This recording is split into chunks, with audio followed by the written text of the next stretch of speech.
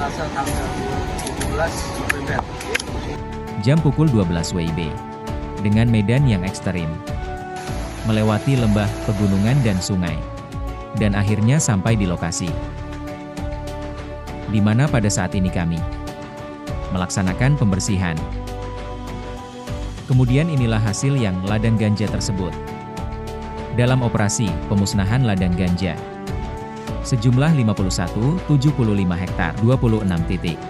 Ladang ganja itu tersebar di Kecamatan Pining, Kecamatan Putri Betung dan Pegunungan Belang Baik Agusan.